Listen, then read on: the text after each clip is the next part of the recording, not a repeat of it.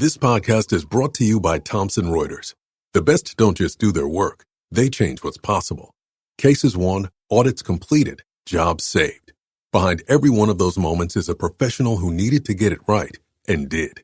Thomson Reuters builds the technology that sharpens insights, speeds up decision-making, and powers the outcomes that matter. So when professionals act, the impact is felt by everyone. Be a changemaker. Visit tr.com/changemakers. We know life is busy. That's why saving money should be effortless. With Atlantic Union Bank's Roundup Savings, every time you use your debit card, your purchase rounds up to the nearest dollar and automatically goes into savings. So whether you're grabbing coffee, filling the tank, or picking up groceries, you're saving without even thinking about it. It's just one of the ways Atlantic Union Bank makes managing your money easy. Learn more at atlanticunionbank.com or stop by a branch today. Atlantic Union Bank. Any way you bank. You know that thing that you love? You'll find others geeking out about it on Facebook. Whether you're looking for community or inspiration, Facebook helps turn passion into action. Obsessed with running a marathon? Discover a neighborhood run club group. Start training and meet your new neighbor. Thinking about cooking more at home? Connect with meal prep groups to discover recipes in a new community. And as you're scrolling the feed, you may even find reels showing you top running shoes or the best tools for your culinary journey. This summer, find more on Facebook. Welcome to Alienized Photos Industry Talk with your host, photographer Steve Jackson. And I got a special guest with me tonight, or this evening, this afternoon, wherever you're at in the world. Mr. Darnell McAdams of Raw Glass Photography. Special multimedia entrepreneur, teacher, mentor, just doing the thing. But you could do better justice introducing yourself. So introduce yourself to the people. My brother, my name is Darnell McAdams, aka Raw Glass, aka Raw, aka Glass, depending on who you're talking to. Yeah. Man, I guess I would consider myself a entrepreneur, community advocate, multimedia specialist. I guess is a good way to put it, because that's I do a lot of different things with the media, content creation, photography, videography. Mm-hmm. I teach arts and health practitioners is what I'm leaning into now. I'm basically being able to bring arts as a tool for healing into the community. So yeah, that's pretty much me right now in a nutshell, man. Yeah. Now let's stick with that arts and healing. What is arts and healing, the combination of that to you? Well, I mean, for me, man, I tell people all the time, like, for me, the camera saved my life. So I'm an only child. I'm 45 now, but I'm an only child. My dad died 3 days after my 22nd birthday. My mom died in 2015 on Halloween. And I was really close with my parents. And a lot of my earlier 20s and my, when I was really young like that, that really defined me, because it was really the first time I dealt with death in that close to me. Yeah. You know what I mean? So I had some grandparents, like my mother's parents died when I was young and stuff like that, but there was never anybody close enough for me for it to hit home. And the first time it hit me was with that. So it really kind of defined me, and I talk about it a lot, because it sent me, man. Like, it was my sophomore year in college. I ended up having to come home, and then my dad ended up getting cancer and ended up dying. So I ended up not going back to school, and it kind of just put me on a road of anger and that type of thing, man. I've always been into art, but like I got really, really angry for a long time. It took me a while to go to therapy, and then after my mom died, I was just like, you know what, man, I can't chase money anymore. I have to do what I'm passionate about. And I picked up a camera, and thank God I picked up a camera, because I think I was really going down the wrong path, man. I was really doing a lot of things that I'm not proud of, and I don't feel good about. But I got really depressed and didn't know what to do, man. So when I found the camera and realized that, art has always been my path, it saved my life. And I dove into the camera and started realizing that, I'm pretty good at this, and just kind of went from there. Yeah, wow. Amazing. My heart definitely goes off for you. I mean, Appreciate that, bro. you know, to lose both, nobody would ever even know. And that's definitely hard. Yeah, man. It like I said, it was one of the defining things of who I am and why I'm here today. Because I don't, you know, honestly, if they were still here, I don't know if I'd be doing this. Photography. Yeah, I don't know if I'd be doing art at all. Probably would have got some kind of science degree and, you know, been working some job that I probably ended up hating. You know what I mean? But Yeah. you know, I don't. Who knows? Who knows? It's hard to say. It's the butterfly effect, right? Like, you know, I say I'd go give anything to have my parents back, but then I don't know what my life would have went from there. Not sure I would have got married. Not sure I would have had kids. Right. Any of that. So Yeah. life happened how it happened, man. I don't subscribe to the when people say, you know, it's all a part of God's plan. I don't like saying that because when people lose somebody and the first thing you tell them is, "Oh yeah, man, well God, you know, it's because of God." Like, no, God is not out here trying to make me an orphan at 33. You know what I mean? Yeah. However, God did give me the strength to know how to learn how to deal with it because God wasn't always there for me. Like my dad died, man. I lost all religion. I lost all spirituality. I hated God, and so I'm really careful when it comes to talking about people and losing people because also, you know, I've lost both my parents. Yeah. I didn't lose them. Both my parents died, and I say therapy transition. Yeah. died. I think it's final, and I think for me, therapy taught me like trying to say they passed or any of those more passive ways of talking about it. It makes it less final. Makes it as if it's not something that didn't really happen. It's final. It happened. It's over with. And that's how I've been approaching it. That's how I've had to approach it because the other ways have gotten me, you know, got me kind of off. But it's just learning how to deal with the new reality of, you know, I'm an only child, man. That's all I knew. You know, my dad, like I said, I was 22 when my dad died. So I didn't get a chance to have a lot of those man conversations that I would love to have had with my dad. Cause I wasn't a street kid, man. I was a bird boy and 22, I was still kind of young, man. I mean, I had lived on my own for a couple of years in college, but I didn't. Yeah. You know, there were still things that I wish I could talk to my father about. You know, and luckily, you know, I had good, you know, male figures in my life after the fact. But you know, ain't nobody like your parents, man. No. Let's go back to college. What did you study in college? It's funny, man. So my major was gonna be mathematics. Mathematics. Yeah, Okay. man. So I used to love math, dog. I still love math. Yeah. I mean, because it's the only thing that's doesn't change for real. You know what I mean? The dictionary is a whole bunch of made up words that we all make up every day. Right.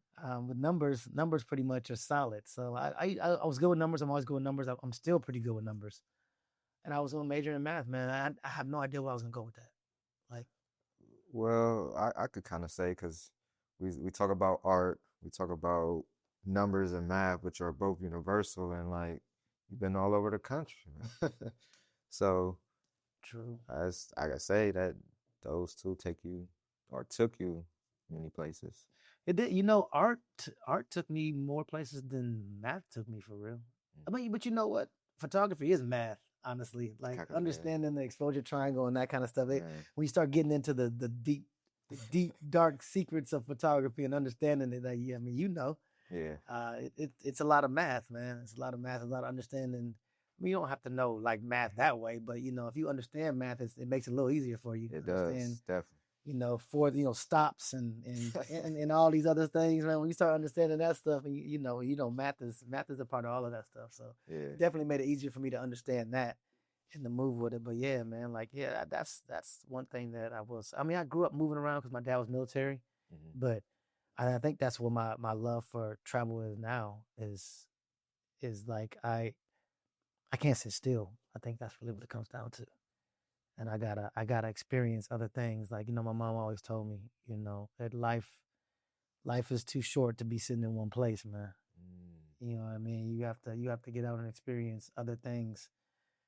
And what I tell, you know, the kids that I teach, it's like, you know, and what I really believe about our children, our communities and that kind of stuff, anybody that's coming up, like the more exposed you are to different things, the more well-rounded you are, the more you really know. You don't have to be overly intelligent, but if you've been other places and seen other things, it really, it's a different type of intelligence and it gives you a different perspective on life. You know what I mean? It opens your mind up.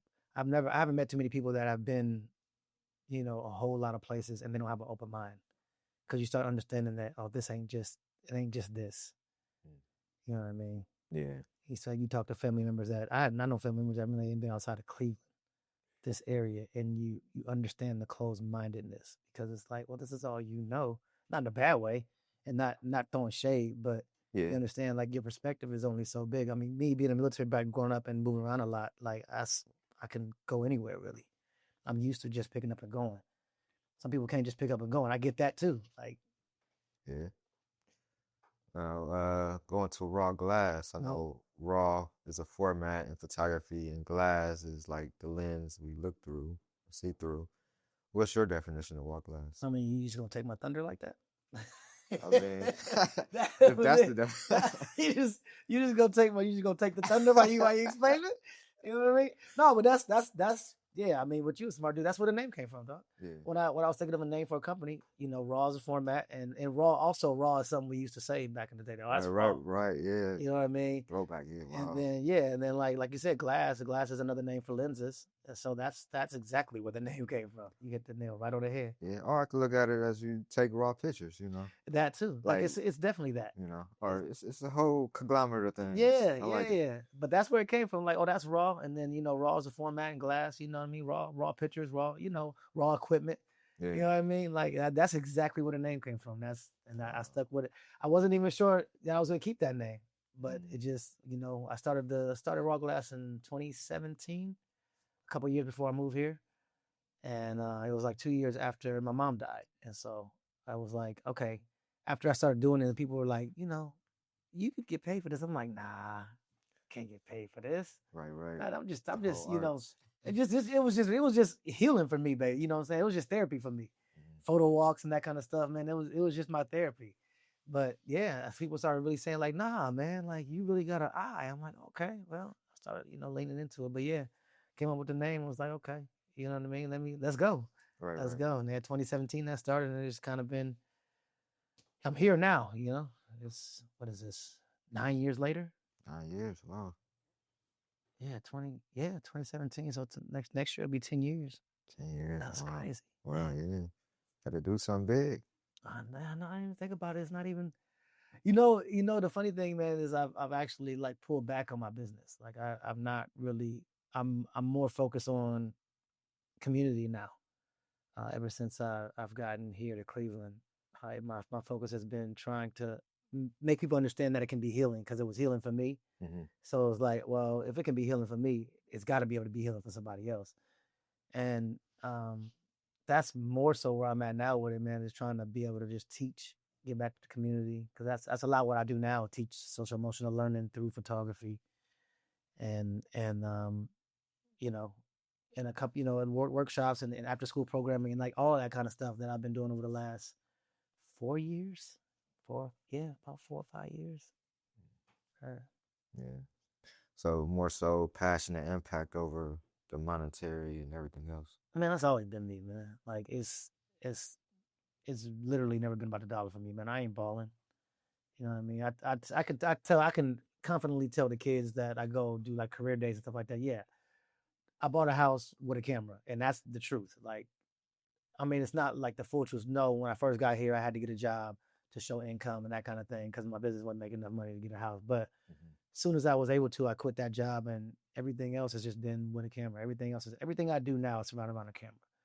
I told myself, if I'm going to do this and I'm going to go, like, even if I get, because I have a pretty much part-time / full-time job, but it's surrounded around the camera.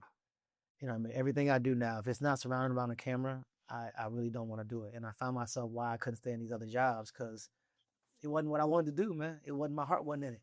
Yeah. So if it's not around visual arts or something to do with a camera and that type of thing, I really don't want to do it. And I've learned that life is too short through the loss of my parents to be doing something you don't want to be doing, man. So I don't anymore.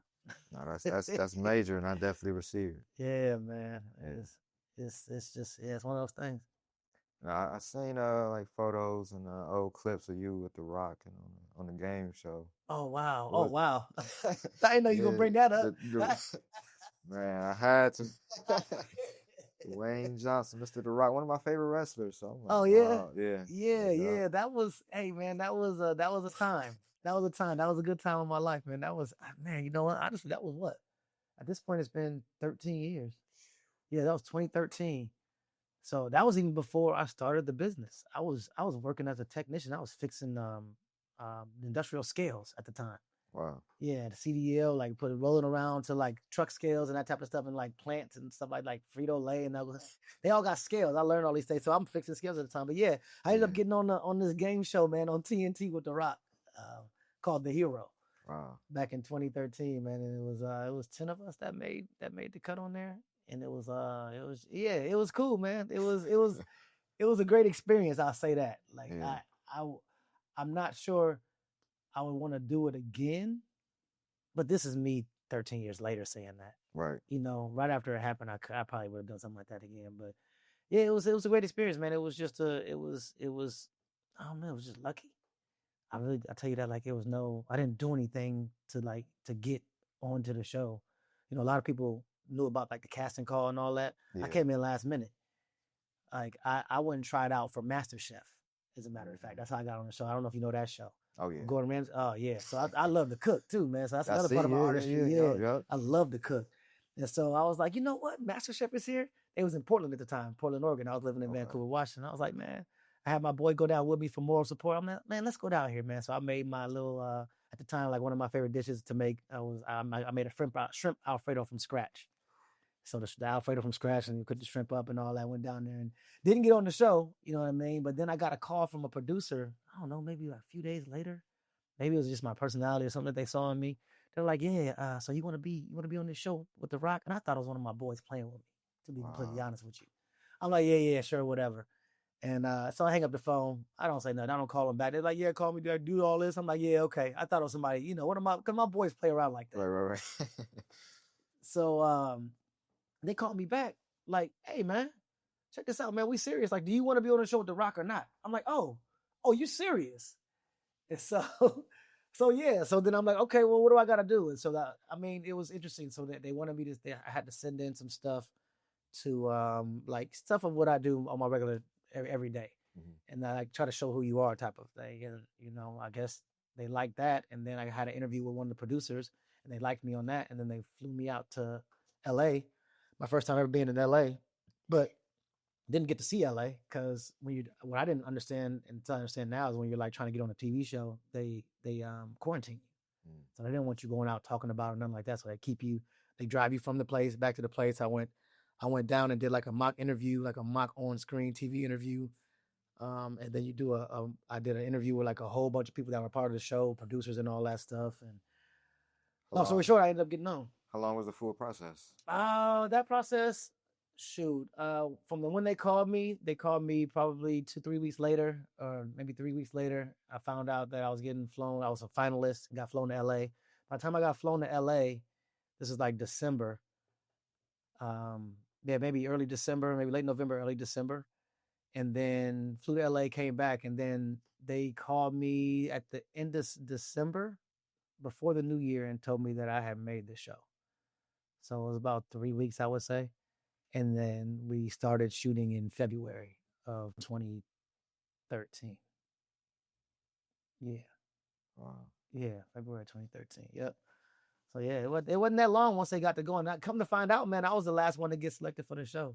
And this is what's crazy about reality TV, man, is you start realizing how racially driven stuff is. Because what they said about me was like, oh yeah, we found the perfect black dude. It was like, well, you're black enough to appeal to the black folks, but you're also what's the word? You're not you're safe enough to appeal to white folks. And I was like, that's crazy. Which, you know, doesn't hurt my feelings or nothing like that, but it's crazy because I'm like, man, TV is really like this. Like they're really trying to make sure that they're doing a certain thing and portraying a certain thing on TV, man. And so, yeah, that was really weird. Because I mean, growing up, I had that issue, man. I was always not black enough for the black kids and too black for the white kids. I was in this weird little area, you know, this weird little gray area. And it was like my identity was a weird thing, you know, especially coming up, you know, in my early adolescence in the 90s. it was a weird thing, man. So hearing that from them, I'm like, man, that's crazy. That's crazy. Like that's what I mean. Me being who I am, it's not like I'm changing who I am, but like the fact that the people are looking at it like that. Right. It was wild to me. But yeah, that show was cool, man. Ended up getting second place on that joint, man. Almost won that joint. Yeah. Man, it went all the way to the end. They kicked off a few people. Still an honor though. Yeah, man, made a few friends, man. Yeah, meeting The Rock was cool, man. The Rock is a cool dude. Like he is just like he would think he would be in real life. That's exactly how he is. That dude is a great dude. Like, I mean, he literally has to have people around him to stop him from talking to people because he has to be places. And they're the jerk for him because he's just a nice guy, man. Yeah. He's just a really good dude. Like, that's what I got from him anyway. And even when he was doing that, he had a whole bunch of stuff going on. He was still doing a lot of that stuff with us. So, yeah, man, that was a great time in my life. I ain't gonna hold you. Wow. Yeah. I got a big old poster up that I have to. I told myself when I get a house, I'm gonna put it up. I still never put it up, but he signed it for me. So he didn't sign it for me. A fan who I'm still friends with to this day. A fan won it in an auction. It was a picture of me and The Rock dapping each other up, and The Rock signed it. Yeah. Fan ended up winning it on some kind of sweepstakes they did for the show. He calls me or hits me on like Facebook or something like that. And then he says to me, I was like, hey man, I don't really want this. You want to buy it? I was like, absolutely. I'll buy it from you. I guess he needed money or something like that. And so I can't even remember how much I gave him for it. I can't even remember. But then I ended up just signing it myself. And I said, well, when I get a house, I'm going to put it up somewhere. I still ain't put it up. I've been in this house for 6 years. Oh, you gotta put it up. And I know. I need to put it up, man. I'll show it to you before you leave. I'll show you the picture. Yeah. I'll show you the picture. Yeah. It was a trip, though. From Master Chef to that. So it's like a prime example of, they say, shoot for the stars, land on the moon. Land on the moon. Land on the moon, shoot for the stars. Yeah, something like that. Yeah. That's a prime example of that. It really was, man. It kind of was. It kind of was. Because I really wanted to be on the Master Chef show, man. I really wanted to get on that joint. Still can. Yeah. No, that's real. You be doing the thing. I had a couple dishes and fun. Yeah. I still can try, but that's I didn't expect to get on a show where I'm doing physical stuff. Or that could be tied into Creative Healing Foundation, cooking. True. Because healing through cooking, like they say, food is medicine. So. Definitely so. I mean, because it is that for me. If cooking's therapy for me too, man. I love cooking for people. I love cooking for it's funny because I don't cook as much for myself. But yeah, like when my kids is around, I'm Mr. Gourmet Chef. You know what I mean? When they not here with me, it's like what am I gonna do with myself? Yeah. I got like all of a sudden I'm not a cook no more. That's how I act sometimes anyway, not all the time. Yeah. Sometimes I'll be cooking.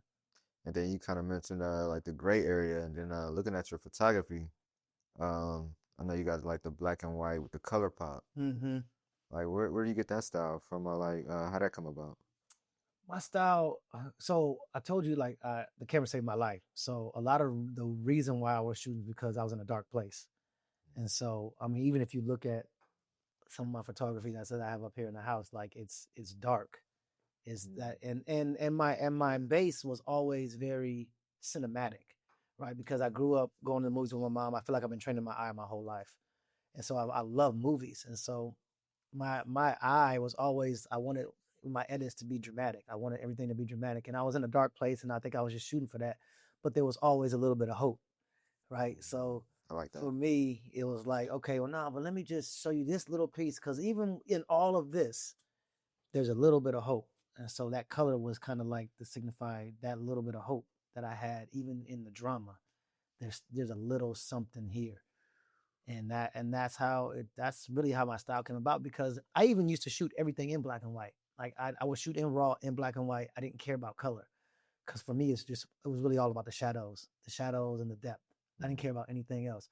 I now shoot in color, but when I was doing, even when I was shooting for, because I shoot for Triumph magazine too. Even when I was shooting for them, like, still do, still do shoot for them. I don't shoot in black and white anymore, but I would shoot all the subjects in black and white.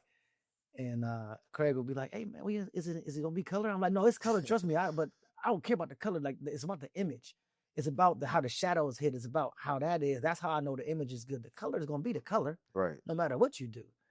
So that's the drama thing is what it is for me, man. And I still love shooting like that. No, that's my style. I feel like that cinematic style. And depending on the picture, like I'll go into a picture knowing, okay, I'll take the picture knowing, looking at the subject like, oh, I know what color I'm gonna pop.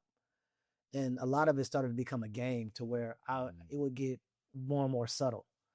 Like a lot of people will pop color. I'm not the only one that's ever done that. You know what I mean? That's not my style. A lot of people do it, but it became a game for me now. Like even I'll do like little landscapes and I'll have a pop of color in the landscape. And if you're not looking at it hard enough, you won't even catch it. You know what I mean? But it's something that I like to do. Still do it. I just made one the other day, matter of fact. But it's just, yeah. So I would say, who was your favorite person to capture at Tryout Magazine? My favorite capture Triumph, man, that's a loaded because it's been a few. Or top three. Oh man. Let's see. One of my I'll just go like my favorite shoots. One of my favorite shoots was one of my top shoots was definitely with Shannon Smith and Jasmine. They're both news anchors in the city of Cleveland. And that was a dope shoot because they came together. It was just like a beautiful thing because a lot, we always selling that black folks can't do nothing together, man. And that it's always like a fight, you know what I mean? Competition between, but these black women, both news anchors, both came together and did a shoot on the same day, man. And we just had a time. You know what I'm saying? It was a time, right? That was definitely one of my favorite shoots. Another one of my favorite shoots is we did this summer issue. That was like a fold out. It was the only one he did like that. It was like a fold out issue. But matter of fact, Maxwell shot some for that issue too. But it was a bunch of people from around the city, and he just highlighted like a bunch of clothing brands, just a bunch of different people that were in the city. I think that's how I met Mel, who was a model. That's how I met Hellvale, who was a local rapper in the city. Yeah. That's how I found out about New Grind, which is a clothing brand that's in the city. It was just like a big up to a lot of creatives in the city.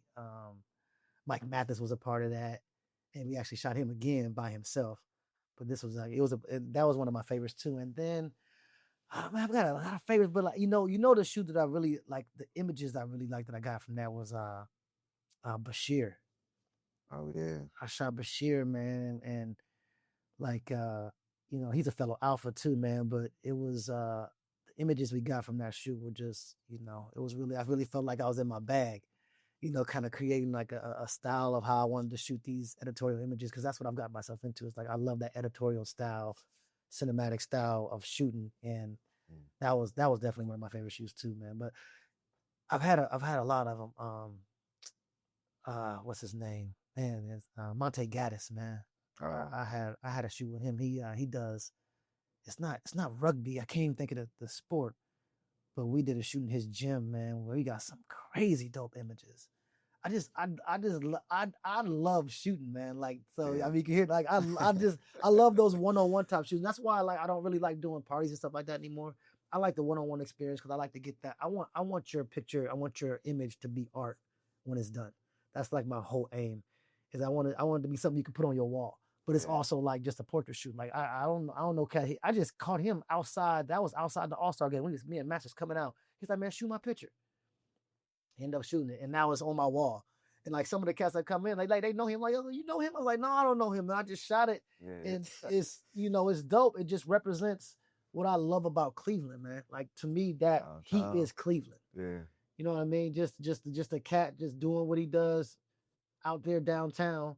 Just being him, man. Like, that's, I mean, the same thing with that one right there with the, with the bikes. There's a lot of cats that be in the hood doing the I think I was there with you. Yeah, was you doing that one? Yeah, downtown. Yeah, because we were shooting Lady Poet. Lady Poet, yep. Yep, and they just happened to be out there. Donald Black, because he be out there with the kids on the bikes all the time. Shout out to him too, because he's one of the guys that inspired me when I first got to Cleveland.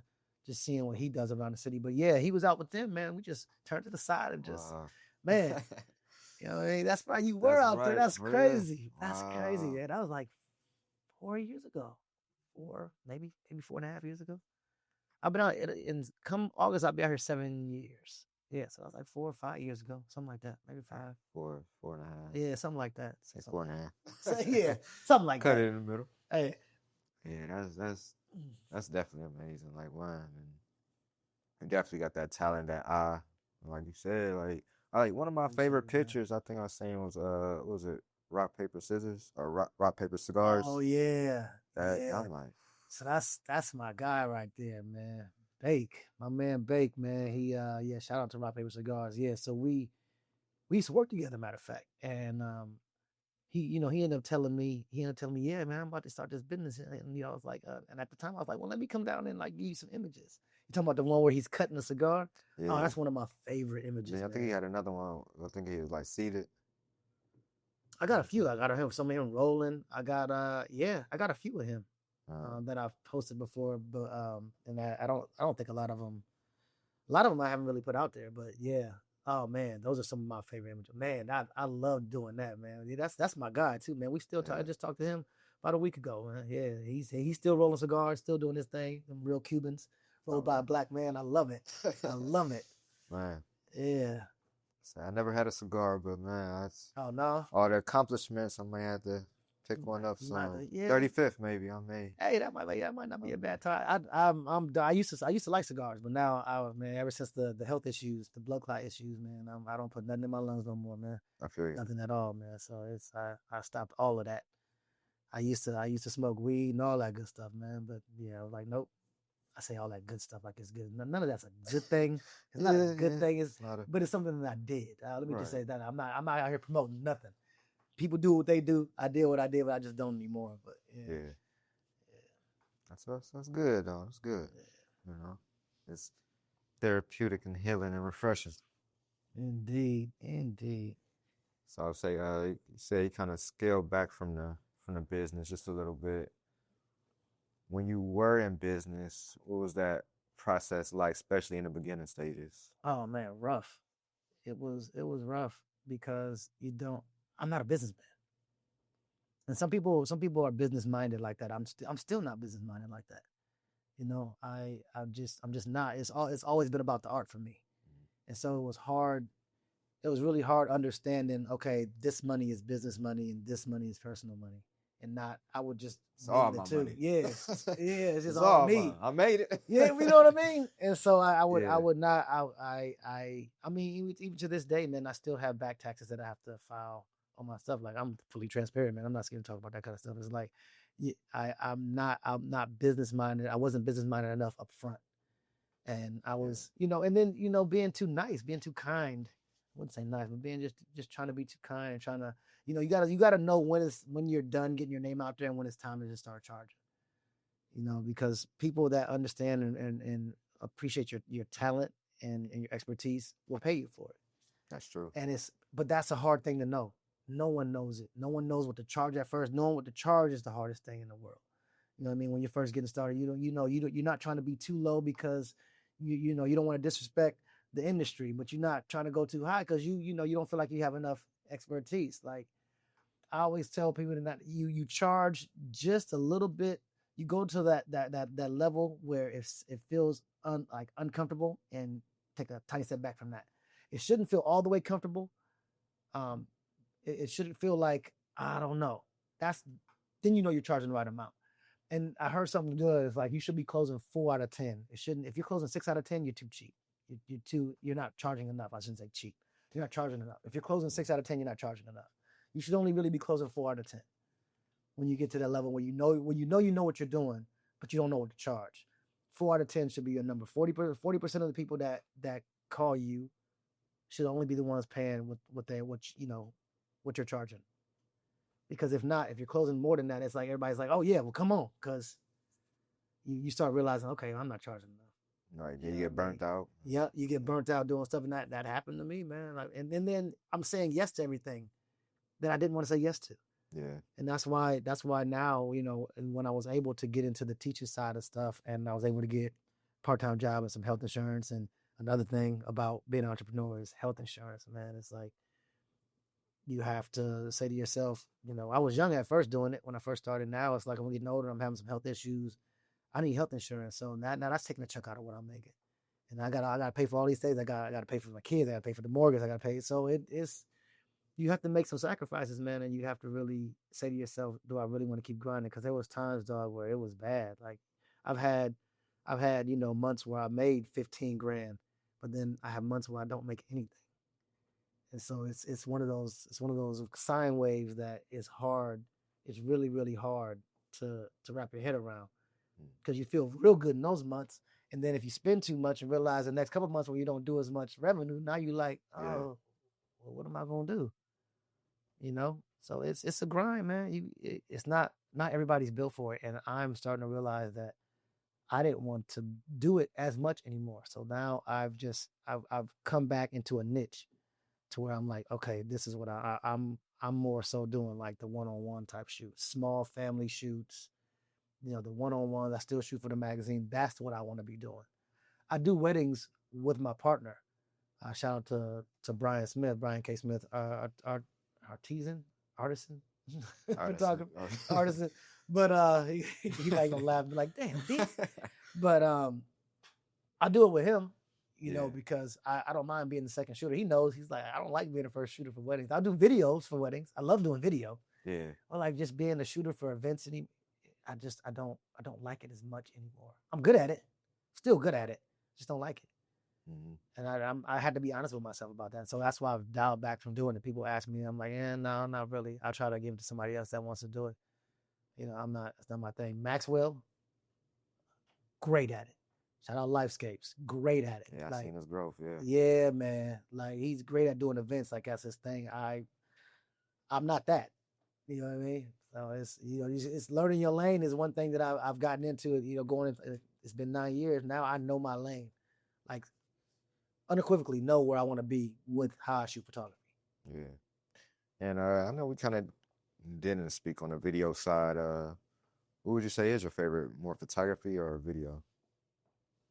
I don't have a favorite. I don't. I love the visuals. It just depends on what I'm doing. I like them both. I really, really do. Like, I really enjoy doing both. It just depends on what I'm doing.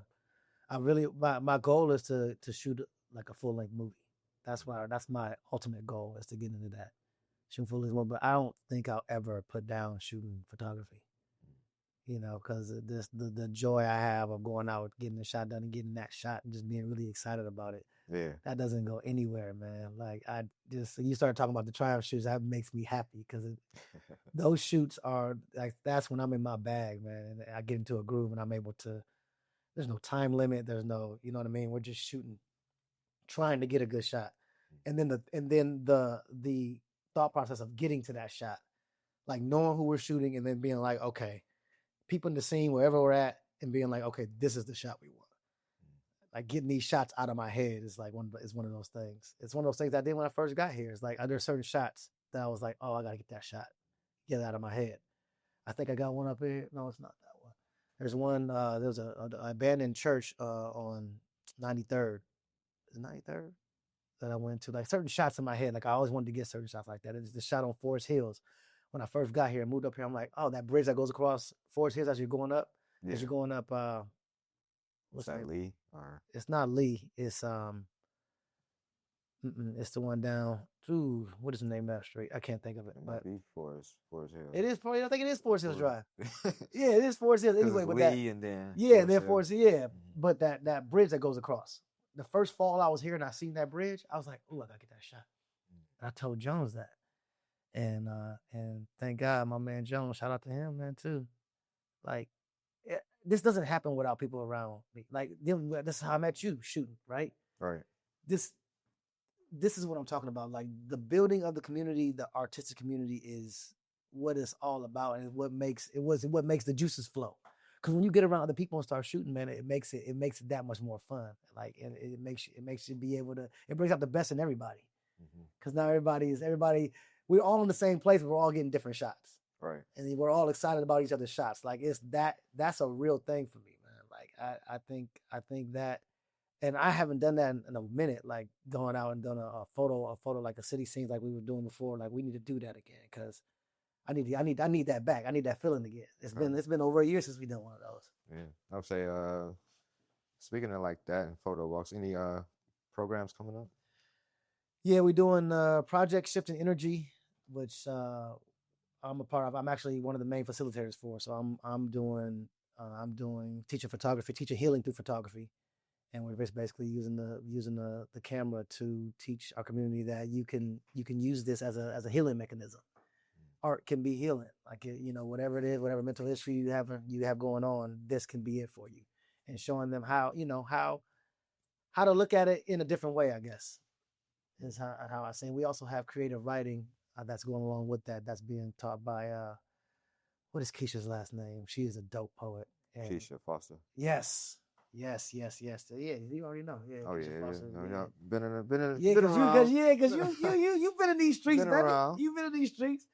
But yeah, so she's doing the creative. She's doing the writing side of it, and so us together we're doing this. So people that's coming out, it's strictly for the Mount Pleasant area, and it's free, completely free, 6-week program, once every Saturday,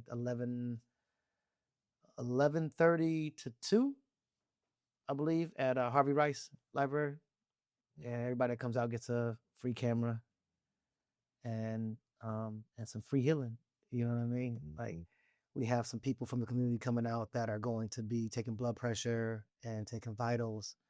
And we have somebody that's going to be, Brother Sincere is going to be coming out at the very beginning of every session and doing a meditation and a grounding to get everybody in that mindset. So like the whole idea behind it is like arts is healing and being healing to community and actually, like I said, getting real numbers, blood pressure numbers, and making sure that people understand that their health is wealth. Like, health is important, man. And so we're going to have food, and the food is going to be designed to be on the healthier side. I'm not exactly sure what the menu is just yet, but Brother Sincere is also a vegan, so we probably going to try to slide in some vegan stuff. It's hard with our community sometimes. True. Slide that vegan stuff in there, but when you start realizing how good it can be, like, oh yeah, it's real good. Let me get some of that. I was vegan for 6 years. I'm not anymore, but I can eat vegan in a minute. Oh yeah, it's not hard.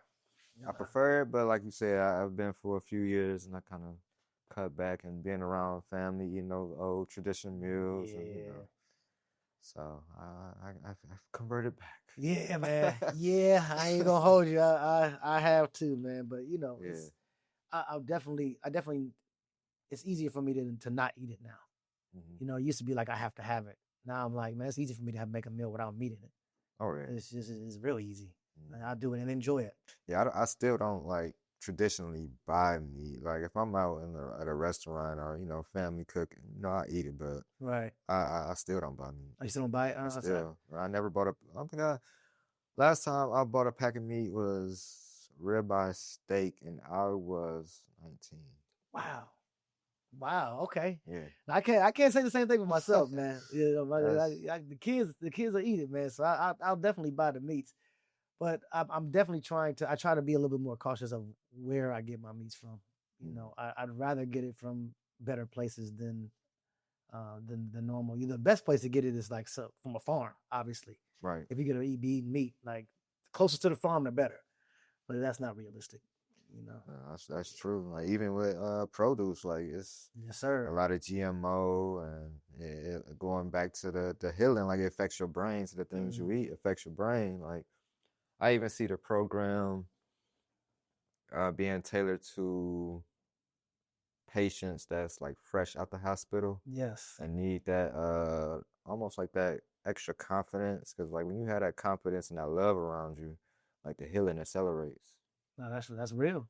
That's real. That's where the community comes in. Now, you're right, man. That's true.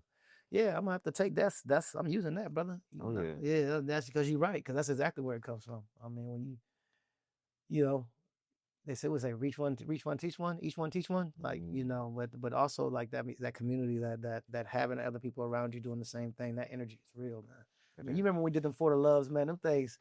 Right. Them energies used to be real, man. That's a good time, man. So, I still have people talk about them and ask. I'm like, it's gonna happen. It's gonna happen. Yeah, last one we did. Yeah, it was 2 years ago. The last one we did. We did one down at Gordon Park. No, not Gordon Park. What's the name of the park right there? Going to Cleveland Heights. Kane Park. Yep. Oh, the amphitheater. Yeah. Yep. That's the last time we did one. That was a while back, a couple years ago. Yeah. We coming back, man. We're gonna do another one, man. We're gonna do another one because we have to. It's oh yeah. It's a must, I think. Oh yeah. It definitely is. I know I've kind of been out the arts community, mainly the poetry community, for a while now. Maybe This podcast is brought to you by Thomson Reuters. The best don't just do their work, they change what's possible. Cases won, audits completed, jobs saved. Behind every one of those moments is a professional who needed to get it right and did. Thomson Reuters builds the technology that sharpens insights, speeds up decision-making, and powers the outcomes that matter. So when professionals act, the impact is felt by everyone. Be a changemaker. Visit tr.com/changemakers. We know life is busy. That's why saving money should be effortless. With Atlantic Union Bank's Roundup Savings, every time you use your debit card, your purchase rounds up to the nearest dollar and automatically goes into savings. So whether you're grabbing coffee, filling the tank, or picking up groceries, you're saving without even thinking about it. It's just one of the ways Atlantic Union Bank makes managing your money easy. Learn more at atlanticunionbank.com or stop by a branch today. Atlantic Union Bank. Any way you bank. 4 years, retired poet, musician. Feels good. I still get asked to perform, which is an honor. It's a blessing, but it's not my current life right now. You know, So why? I'm curious now. like you said, I used to host, perform, and do all this stuff on stage. When I get off stage, I support others by first starting with the iPhone. Filming, taking pictures. I'm like, why don't I just invest in the camera? I finally invested in the camera, and I kind of shift gears with the art. It's still art. It's still it's still me creating, but just in a different way. And I dove right in, just studying and practicing. So it's like once you start something new, you want to kind of give it your all, and that's what I did. And that's how I found myself taking it serious. Yeah. Like I was still writing here and there, but not really actively performing. So when we first met, you had just started really diving in deep. Like that's when you really started diving. Yep, I met Jones through Sophie at a networking event. He was doing headshots. Okay. And I bought because it was like a ticket you just for admission, then for a few more you get that free headshot. I'm like, I look at the headshot. Yeah. And I was talking to him like, man, I want to start photography. He's like, how serious are you? I'm like, I'm serious. And and like, we've been close ever since. I'm like, man, that's when I'm like, dang, I really said this. I really got to take it serious now. So it's like, all right. I was still performing for maybe a year later. Then I lost my grandfather.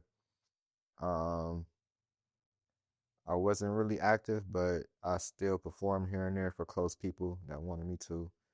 And I remember just crying. Like he transitioned maybe a week before that, and nothing came out until that day. I was just and it's just I couldn't remember no words. It was just like, man, miss. I'm like, it just started coming down, just pouring tears. I'm like, man, forget it, man. I ain't about to perform or try to act like, I'm gonna just talk to y'all. Like, if y'all got something real on your heart, man, just express it. Like, just talking that real deep.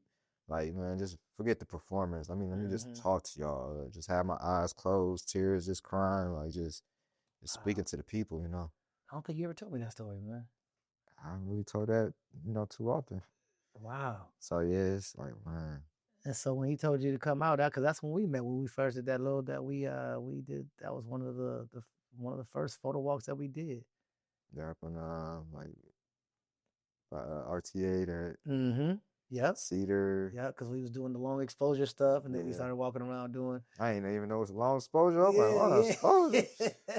He didn't either, because we was messing around with some like light painting and stuff like that too. I'm like, okay. And I seen y'all. I'm like, how the hell y'all do that? I was fresh. I was brand new. That's crazy. Yep. That's it, man. That's it. Yep. I was with Juneteenth. It was a Juneteenth event, so that was even more, powerful and iconic. It was like, man. It's went from there, huh? Hey, it's a crazy bug to catch, man. It's a crazy bug to catch. Expensive bug. Man, you start getting into these other cameras, but they, Now they starting to come up with some stuff that's kind of like not as expensive as other stuff that still does the job. The technology. Yeah, technology is getting a lot better, a lot cleaner. I see Nikon. I see. Oh no. I know you don't, but I see. I know when Nikon bought out Red. Like I always wanted a Red cinema camera. So it was like, man, when they made that acquisition, that partnership, like yes, give me one now. I ended up. I got a 5C, a R5C, which is like the lowest level of cinema camera you can get into on Canon, but it's also still good for photography. So it's like I put my toe in the water instead of going out and buying like the C series, like a C100 or C200. I'm like, nah, let me just get this 5C and see what this do. Yeah. It's a beast though. I still haven't like gotten to all the capabilities of it. So like I said, I'm trying to get into this cinema shooting, and I've shot a couple shorts already. So yeah, I'll say you doing it. I really want to get to that level of shooting a feature film, and it's it's a lot to it. I didn't realize how much it was to it, man. Oh, whew, it's a lot. Like it's a lot. I've been on set, kind of like your story with The Rock with the hero. I was honored to be a part of the filming when they did it in Cleveland, Superman movie. Oh, word! I've been a part of the Superman. This last one. Yep, the last one. Okay. And people were just hating me, like, how you get this? How you brand new and this your first thing? I had to work hard, go through all. So people was like, man, like this is my first day working on a movie set. Yeah. And I got Superman. That's wild. And people been trying. I didn't know you was on that set, man. Yep. That's live. Downtown. Man, it was. What they have you doing? I was a PA. Okay, so you basically running around doing whatever it is you need to do. Keeping the crowd maintained. They can't enter the scene while filming. Like I know people still gonna do it. Like no phones. It was. I don't think people get like how many different jobs there are. It like, is a lot, and I've seen that. I'm like, man, dog. Like, man, it's crazy. Like it's you literally have people like yourself. Like that's like working your way up on a movie set because like most people have started out PAing. Yeah, that's how you start. Yeah, you start out PAing. There's literally somebody that goes out there and marks where the camera's supposed to be with tape all over the place, man. And you get your gaffers. You're like, it's crazy when you start looking at how many people it takes. Well, I tell people all the time, look at the credits of a movie. That's how you realize. That I stay every movie. I know when people walk out and leave, I stay and watch all those names. Yeah. I'm like, I know somebody. But the company that always stands out the most is Company 3. They do mainly the post editing and the color grading. Okay. I like so many good movies. Yeah. So many. They're here, aren't they? California. I mean, California. LA, I thought there was one that called Company 3 that was here. Man. Yeah, and that's a whole thing. Like it's like if you don't understand, man, it's color graders, it's people that edit. Like not the person that edits, not the person that color grades. Like the person that, you know what I mean? Like it's a whole thing. It's a whole thing, man. I had no clue. Just being on, like going back to that show, being on that show, I started to understand like, wow, there's a bunch of people that do a bunch of different things. Like it was people around there that was just like kind of like PA assistants, and they would just like if the PA couldn't do it, they went and did it.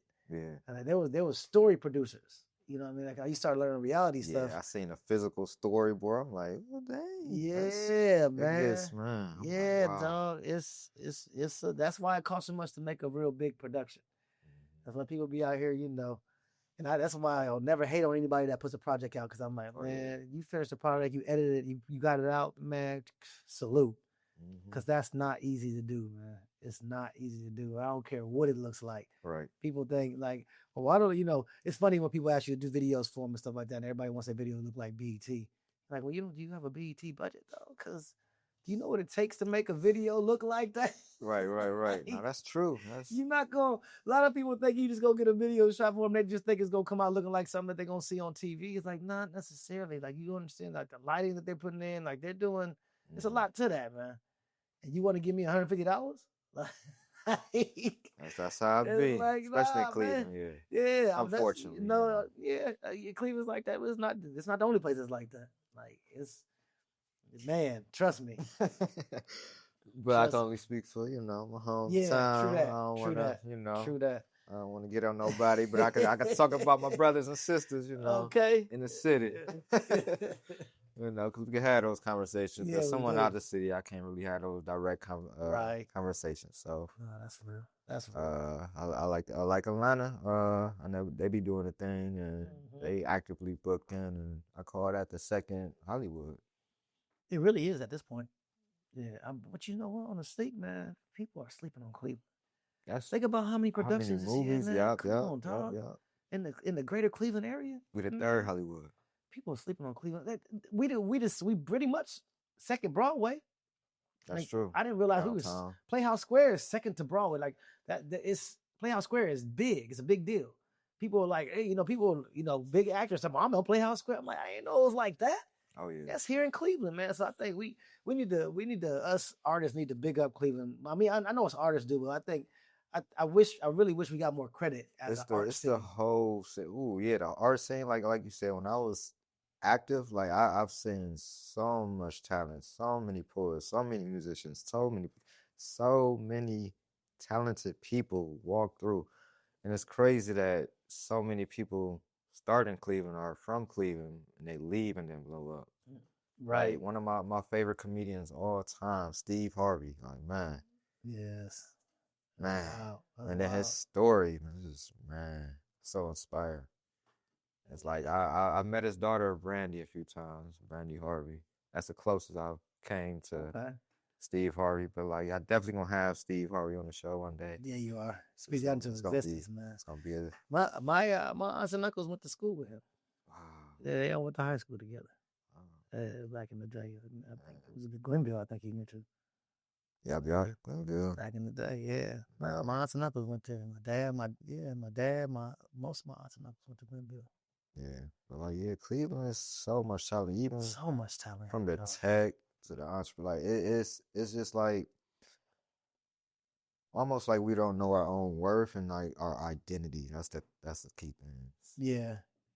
Like, we have everything. We have everything. We do. By the lake, we got all the resources. Like, everything is here. Everything is here, man. Everything is here. I don't know why they talk about us the way they do, man. Stop letting them talk about us, man. I mean, we let it happen.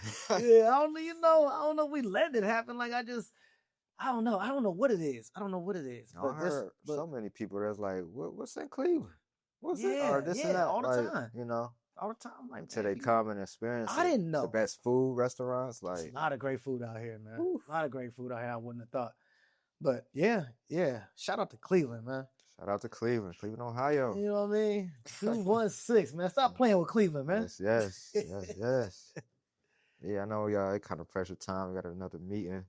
But anything you want to leave a young creative entrepreneurs, like my audience, I say creative entrepreneurs, because I'm creative and then I'm also an entrepreneur. I just blend it together as a creative entrepreneur. I like that. What's one thing I would say? I would say don't stop following that passion inside of you, man. Like, wherever that fire is taking you, even if it's like, okay, I've been doing this, don't be afraid to pivot. Don't be afraid to pivot, because the art that you're doing now could just be the start of where you're supposed to be.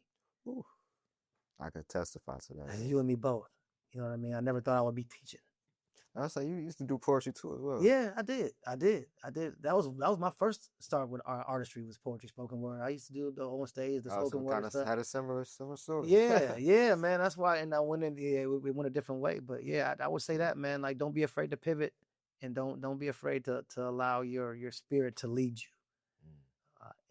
in whatever you're doing, because I think that we all get away from our spirituality. I'm not even talking about religion of any kind of sort. I'm just saying, like, whatever your religion is, there is a spirit that you follow within any of that, and follow that spirit, man, and listen to that spirit, because that spirit is always right. It's always right.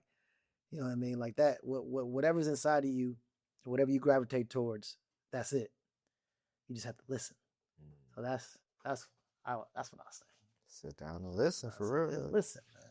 Now, this is one of my favorite questions I love to ask creatives. I ask, what is your creative process as a weather forecast? Yeah, you said the man. So that's okay. So as a weather forecast, I would say my creative process is When you partner with CDW, you get more out of your network with solutions that support transformation. CDW experts are delivering seamless experiences using Cisco networking solutions, bringing first responders reliable connections, developers high bandwidth apps, and clinicians secure collaboration. Make amazing happen. Learn more at cdw.com/Cisco. They don't realize smart people use smartphones, huh? Download Text Now. Pay what you want or not at all. Show these ridiculous carriers we're way too smart to pay dumb. Free app-based talk and text via the Text Now app requires Wi-Fi or data connection. Data plans sold separately. 5G where available. A chaotic storm, right? Maybe even, think of any kind of chaotic storm, the clouds, maybe a tornado going. But then you look off in the distance and you see that one break and that ray of sunshine coming in. Yeah. But that's what I would say my creative process is like. It's like getting through the weeds of my head, of the environment, of everything else, and then finding the shot or finding artistically what I want to get to. I think that's how I'll explain. You know what that reminds me of? Like those infinite zooms where they keep zooming in and goes to another picture. It's like the dark tunnel and then it leads to a bright picture and then a big old landscape. Exactly. And something else like, okay. Yeah, man. But yeah, like, big old storm, tornado, whatever, that break, wherever that break is in the storm and that sun is coming through. That's how I would describe it, man. That's how I would describe it, because that's how I feel like my creative process goes all the time. It just takes me a second to get there. Once I get just like, now I'm locked in. Now you can't get me away from that piece of sunshine, no matter what's going on around me. That raw glass vision. Yeah, there it is. Now, it might be a two-part question. It may be the same. Okay. But what is your favorite lens to shoot with? It could be for photography and then one for video, or it may be the same. Favorite lens? Probably have to be 35. 35 for both? Yeah, for both. It's always been my go-to lens. It's compact. It really is. It's true to what it sees. So there's not a lot of distortion when you're talking about what you're looking at and what it's shooting. It's sharp. You know what I mean? The only drawback for the 35 is that, obviously you can't get really close to stuff. But I mean, you can get close, but you can't, there's no zoom, right? So if you zoom, you got to move in closer. Right. But I love it because you can get in close and get great shots, and then you can back up and get scenery at the same time. So yeah, I'd have to say the 35, man. The 35 is a beast, man. Like I done done a lot of damage with a 35. Yeah, I see. A lot of damage with a 35.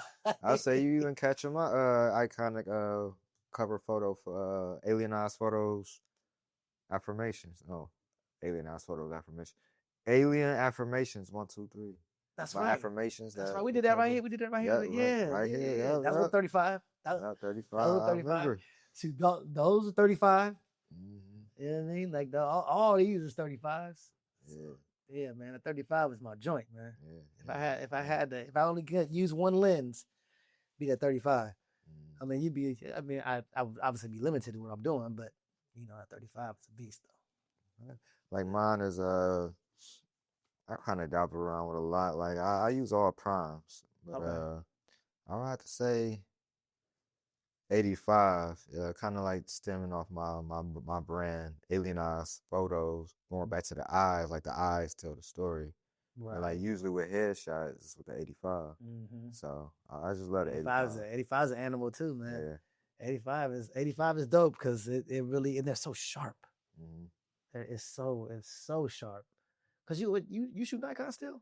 I shoot Nikon. Okay. I started with Canon and then invested in Nikons. Like once you make that investment, buying all the lenses, the whole ecosystem, it's over with. Yeah, you got to stick with it. You got the wireless, the mirrorless yet? Mm-hmm. Okay. Yep, all mirrorless. Okay. Yeah. Still got your old joints? I have one. I let 7 bang it around, Yeah. Everywhere. And like, it kind of look like one of like like one of these, like a D3500 or something like that. Yeah. D33. Yeah. Okay. Same thing. Yeah. It's a good starter, man. Let me tell you when I shot with a T5i for the longest, man. And I just had nice lenses. T7, yeah. Yeah, That was the first camera I started with. That's the camera I was making money with at first, man. I had me a 24 to 72.8. Woo. Yes, starting off? Huh? Starting off? No, not starting off. Oh, I not was starting say, off. My first upgrade was I went to a pawn shop and got a 24 to 70 for like $300. And that's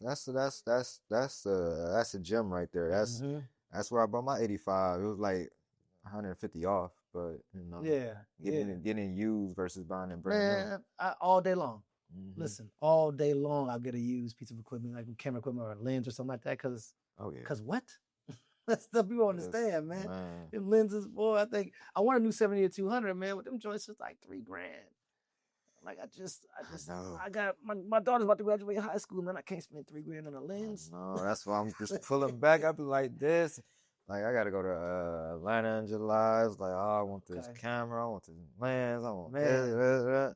How you start making them jobs pay for certain stuff? That's how I started looking at it. Who gonna pay for this? Right? Yeah, exactly. But it's like how I run my business. It's mainly through word of mouth and referrals. Like I'm not actively, picking up the phone or even like like if it's a like an inquiry or a listing, like I may, reach out to the person, but like I'm not actively cold calling or like that's just not my style. Yeah, I mean, sometimes that's the difference between getting to where you want to get to, but if it's not your style, it's not just because word of mouth is still a thing, man. People think that social media is like that, I probably only 10% of my business has ever come from social media. You know what I mean? Like it's not as popping as you think it is so far as bringing in business. People love to look at it. Yeah. But bringing as far as bringing the business, 10 maybe 15% of the business I've gotten comes through social media. Most of it is like somebody telling somebody about me. Yeah. Or me going do a shoot somewhere and somebody else is there and they get my, you know what I mean? They see me working. They're like, oh yeah, can I? Yeah, matter of fact, you can. And I love that because it's like almost like what they say, like a warm lead versus a cold lead. Yeah. And you don't gotta sell. Like we just had that conversation, so yes or no at that point. Exactly. Like I don't like selling. Man. And most artists aren't salespeople. That's the thing. Man. Most of us aren't. Most of us don't want to. I don't know. It's just it feels nasty to me. I'm good with people, but I don't like selling. Right. And I got some friends that are good at it and they know how to do it in a way that it doesn't feel that way. But for me, it's just not my thing. Yeah. It's just, I'm not a salesman, man. I'm not a salesman. Here, this is what I did. Hey, look at this. You want to hire me? I mean, to be kind of even candid and honest, like I still don't have a portfolio. Oh, you do. You just ain't put it together. Yeah. I mean, somebody asked, like I put something together, but like I traditionally don't have like, here's my portfolio. I don't. No, still ain't got it. And that's what I love too. Like for people to trust me, like, oh yeah, he takes good images, or they're seeing a little body of my work.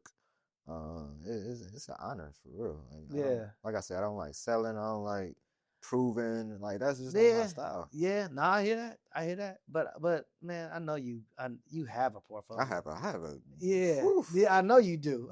But I know you do. as far as sitting down, putting together. Yeah, no. I haven't really done. I mean, I have a website, but I need to update my website because a lot of the pictures on my website, man, I did when I first got started.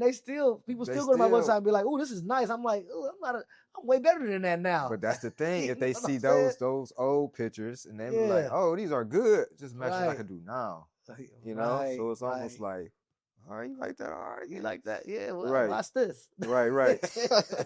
So I have a whole better understanding of this now. Right. Yeah. Better equipment, everything. Yeah, exactly. Because a lot of that stuff I got on the website is still with my old stuff. Yeah. But not that the equipment makes the person, because it doesn't. Right. But you get better in your equipment, so it's like, multiplying. Yeah, it does. It does. Yeah, it does compound. That's exactly what it does. I mean, it definitely gives you a boost. Yeah. It gives you that boost. Yeah. And then to wrap up the interview, any final thoughts at all? No, I just appreciate you doing this with me, man. Like it's an honor. It's full circle, man. Coming to see you get started. Now you podcasting, man. You interviewing all the peoples around the city and all that. Shout out to Pull Up and all that, man. I love it. I love to see it, man. I love what you're doing, bro. That's real. Yeah. That's real. know we've been trying to schedule this for about a year now. Well, yeah, for a minute. Schedule, kids, this and Man, that. I'll be on the move too, man. I'll be in and out the country and in and out the state all the time. So, man, I'm going to Chicago. I'm going to Chicago next week and Atlanta the week after that and Denver the week after that. Oh, I caught you at a good time. Yeah. Yeah. Oh, real talk. So, and then where can everybody find you at? Social media, website, where can they book you? I'm Raw Glass Photography on just about everything. So I'm at Raw Glass Photography on Instagram, and I'm Raw Glass Photography on Facebook. Raw Glass Photography Presents on YouTube.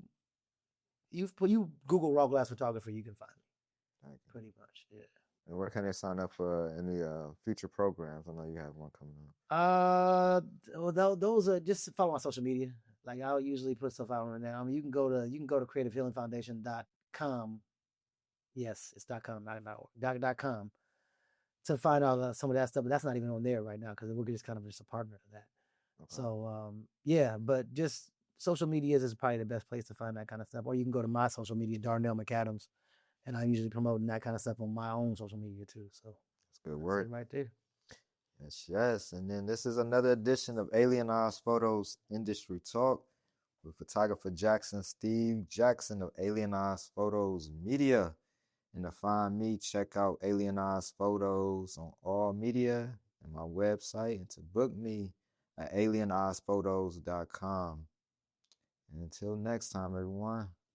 Peace. You've never been one to settle. Stand down or stand still. You're a lifelong learner, energized by excellence. There's a fire inside you can't ignore. You've got competition to outrun, momentum to build on, and your own high standards to meet. Stop now? Not a chance. At Capella University, we help you catch what you're chasing because you've always had the drive. Now, go earn the degree. Capella University. What can't you do? Visit capella.edu to learn more. Do you keep hearing podcast ads, like this one, for example, but always wonder how you actually get involved with them for your own brand or organization? Well, it's easier than you think. We're Acast, and we give you the platform to do it all yourself. Browse thousands of popular podcasts, choose the shows that match your perfect audience, set your budget, and launch. And if you want a hand, our podcast specialists are there to help you launch with confidence. This is podcast advertising without barriers. Get started at acast.com/advertise.